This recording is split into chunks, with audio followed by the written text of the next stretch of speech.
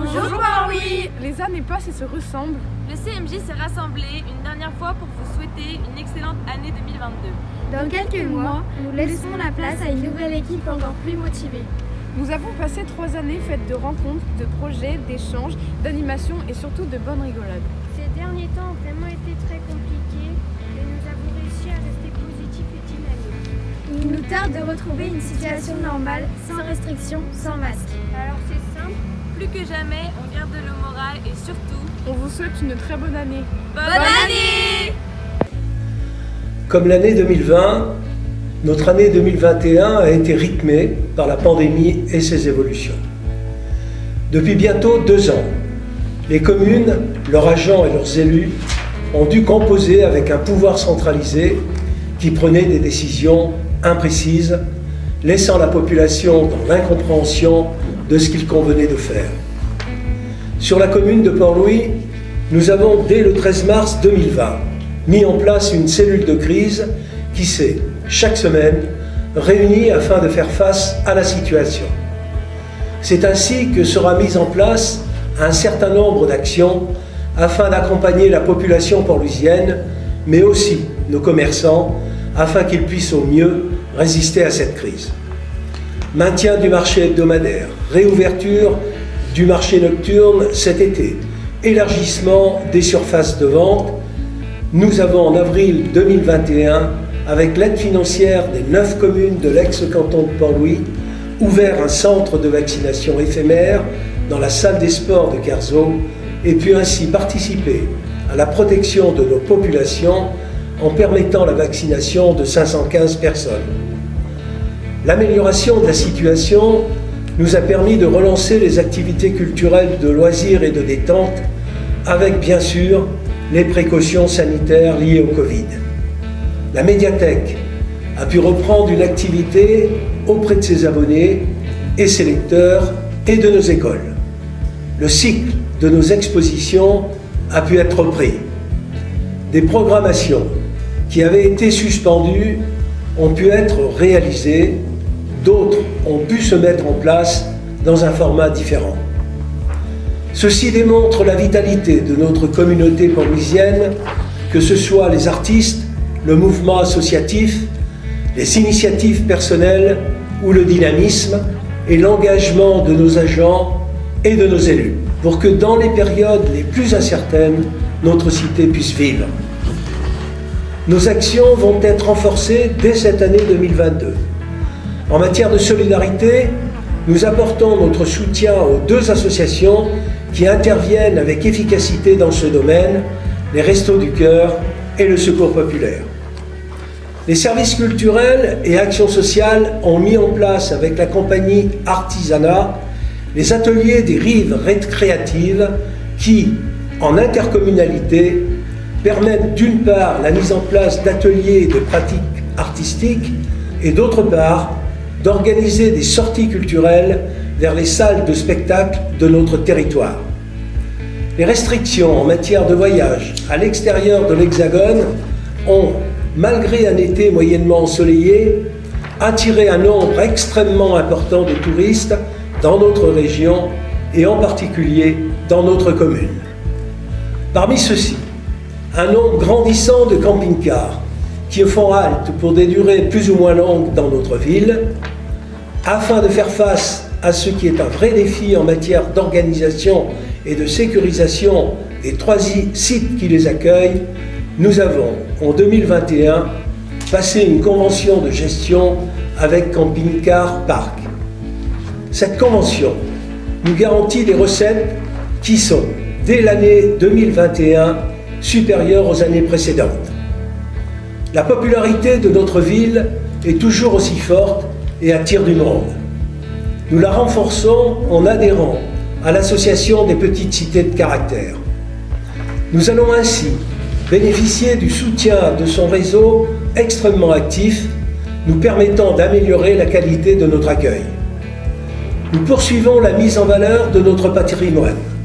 Ces sites patrimoniaux remarquables que nous entretenons et mettons en valeur doivent pouvoir être appréciés de nos visiteurs. Ils sont un atout pour notre cité. Il est donc important que nous facilitions leur visite. Ces sites s'insèrent dans un environnement que nous protégeons car il fait partie du bien-être de notre population et de nos visiteurs.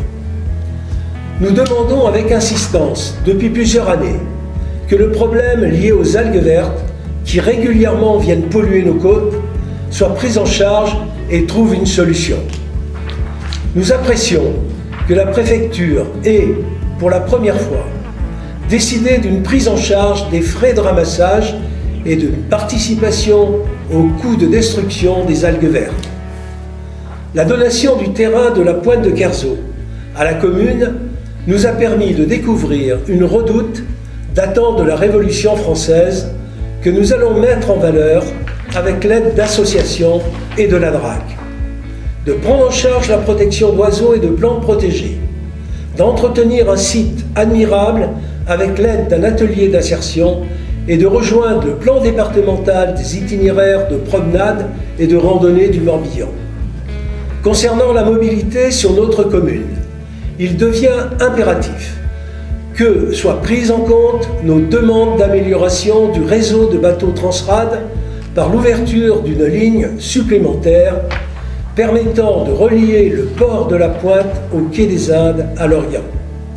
Il est tout aussi important que Lorient Agglomération intègre le Fondance du Driasquer comme une possibilité de mise en place d'un parking relais et nous accompagne dans la réalisation de ce parking.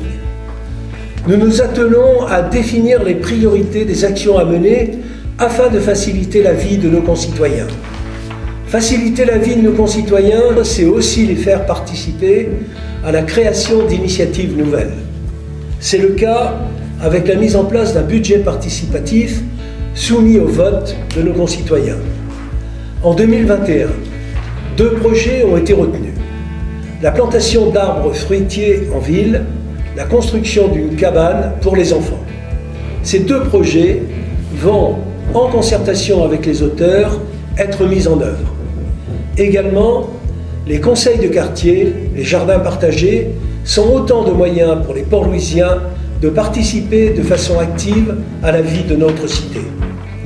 Dans le domaine des travaux, rappelons la fin des travaux de la cantine de l'école Chandernagor, où nous avons investi plus de 600 000 € et qui nous permettra d'accueillir 80 enfants.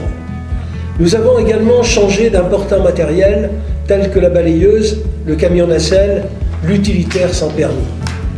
Nous avons refait le parking de la radio et celui du Driasquer sera bientôt réalisé. Dans le même temps, nous organisons, en relation avec l'agglomération et les promoteurs, l'arrivée de nouvelles constructions sur notre commune. Sur le secteur de la Fresnardière, 27 logements. De l'Avancée, ancienne salle Pasco, 13 logements qui seront livrés dans quelques mois. De l'Avancée encore, après la vente de la grande salle du restaurant, 19 logements. Du terrain de l'ancien hôpital de Port-Louis, entre 110 et 120 logements.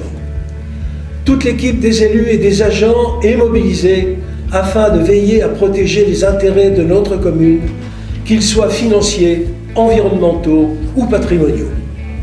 Ce moment des vœux est particulièrement bien choisi pour que je leur adresse mes remerciements les plus chaleureux pour le travail qu'ils réalisent chaque jour pour le bien de la communauté.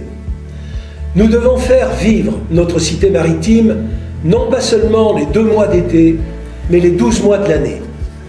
Je tiens également à saluer le Conseil municipal des jeunes pour la participation qu'il apporte à la vie de notre commune, ainsi qu'aux parents de ces jeunes qui découvrent la citoyenneté en participant à de multiples activités.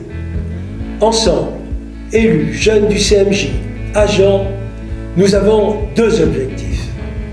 Permettre aux habitants de Port-Louis de mieux vivre en améliorant leur cadre de vie, promouvoir notre ville, lui permettre de se développer et renforcer sa notoriété. Nous voulons donner aux habitants de Port-Louis confiance et sérénité pour relever les défis de l'avenir avec les meilleures chances de succès. Nous agissons pour le vivre ensemble et la cohésion de tous les citoyens dans le respect de nos valeurs fondamentales. En cette période troublée, je tiens à rappeler que les élus locaux sont les meilleurs garants du pacte républicain. Au nom de l'équipe municipale, je vous souhaite nos meilleurs vœux à vous et à vos proches pour l'année 2022.